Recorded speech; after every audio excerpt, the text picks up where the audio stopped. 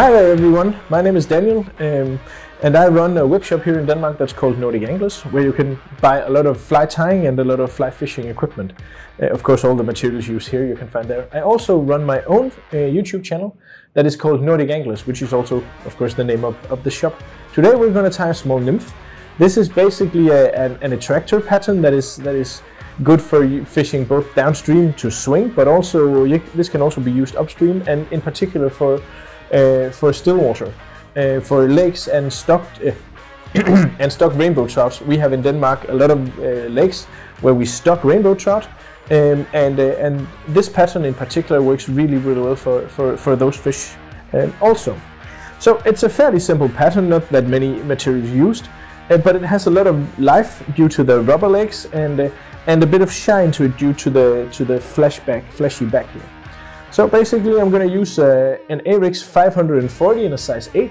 You can of course change this according to your needs and your particular waters, and a small brass bead. Of course, if you fish deeper waters you could use a tungsten or even a bigger brass bead. It's all up to your preferences. I mean, this pattern can work in all sizes, and you can even, you know, change up the color scheme if that's something that you wish to do. So basically just cover the hook shank here with some tying thread to make a good foundation for the actual tie. And then we're going to take some partridge feathers. That one was actually excellent for something we're going to do later on, so I'm just going to pick another one. We just need a few strands of partridge to make a small tail here.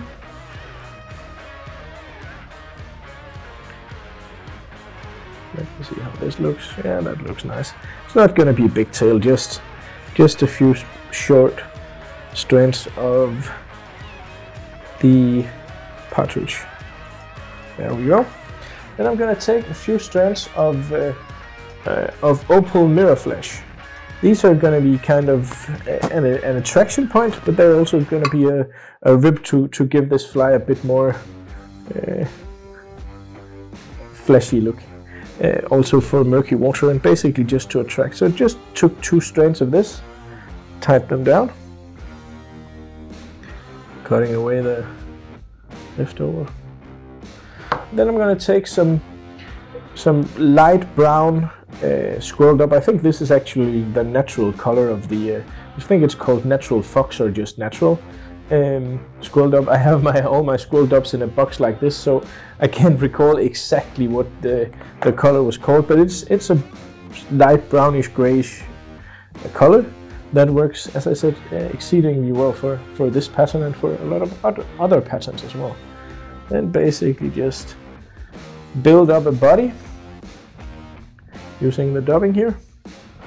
And what I find with nymphs that is something I think is very important is, if you want a thorax and you want your nymph to have the right properties and proportions, then it's important to make the first part of this body here shorter than you actually think, because for some reason whenever you make the thorax and the wing case, it always seems to be shorter, it always seems to turn out shorter than what you actually think. So when you do this, make sure you have enough room for the thorax. So I would say, even though the thorax and the wing case is not going to look like half of the body, then if you have half of the body to make it, that will make up the correct proportions of this.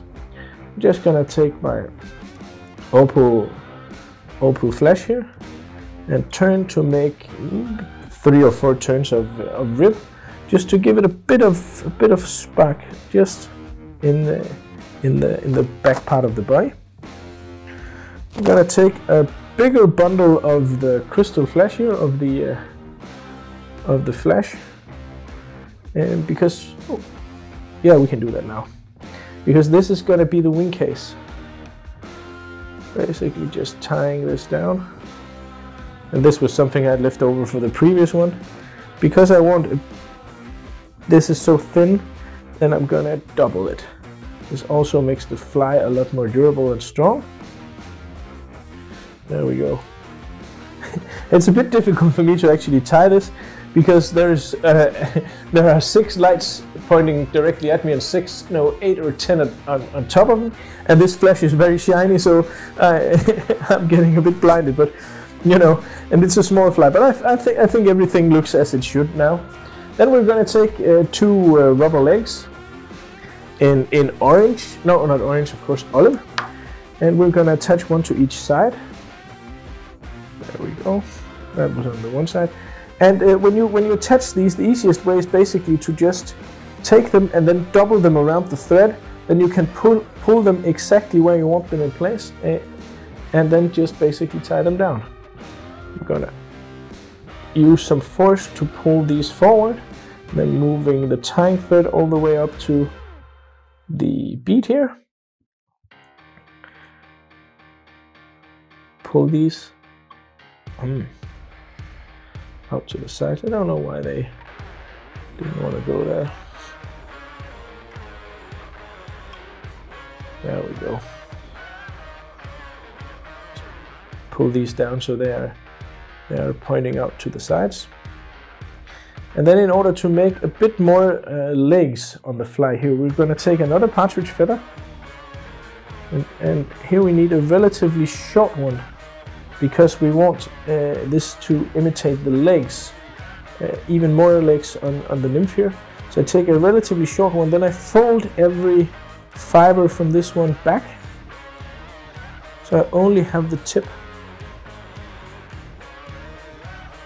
And it's very important that you turn this the right way, so it has to be facing down with the shiny upside of the feather, and it has to be tied in the tip, and it has to be tied like this in order to become facing the right way when we turn this in a second.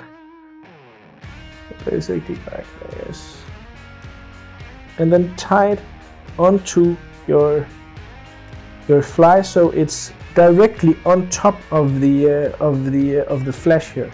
Then I'm going to take, to make contrast, some darker natural dubbing. Again, I think this is squirrel dubbing in a dark brownish variety, just to give the fly a bit of contrast to the first part of the body. There we go.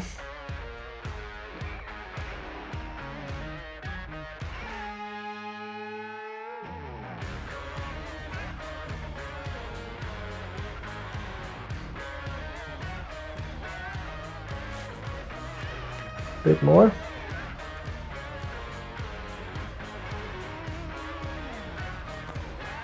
That looks perfect. Also underneath.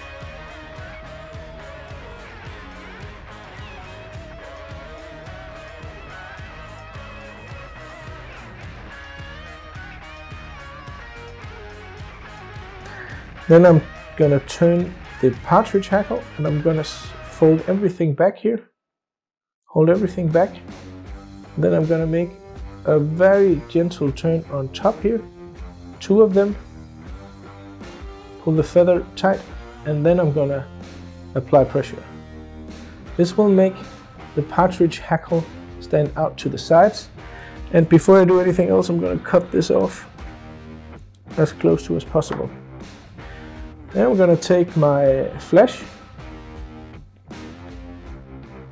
and I'm gonna force all of the hackle down with the flash.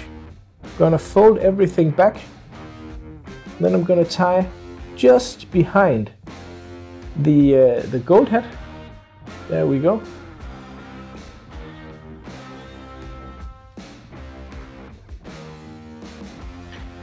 And here I need to apply a bit more pressure to make sure that it stays in place. Like that. And then in order to give this fly, but this is a bit tricky, and there is quite a big, because like this you can just cut this off and then you have a very nice finished fly. But I would like to have this a bit more bling, so I'm gonna make a subtle turn of the thread all towards the eye here. So I have my tying thread on the eye now, and then I'm gonna take the flash here, and I'm gonna cover the top of the gold head, the top of the gold head here with flash as well, just because it looks nice. But here it's very important to apply a lot of pressure to make sure that this will stay in place. But what will happen now is there is a big because flash is very slippery. There is a big chance that when I cut this off now, it's gonna pop out of the tying thread, and we will have to go a step back. So let's see. It seems to be there still.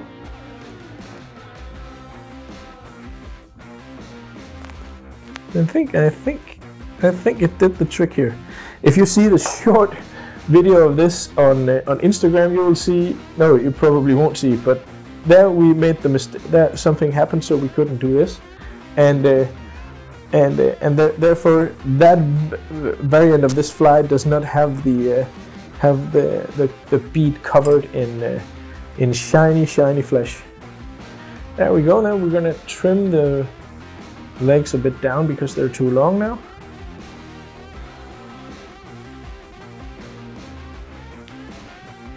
You can of course leave them as long as you wish, but I thought there was a strand of flesh there. And another one. There we go. There we have it. The finished nymph here, ready to slay some rainbows or some brown trouts or some graylings even, depending on the water you fish. Ta-da!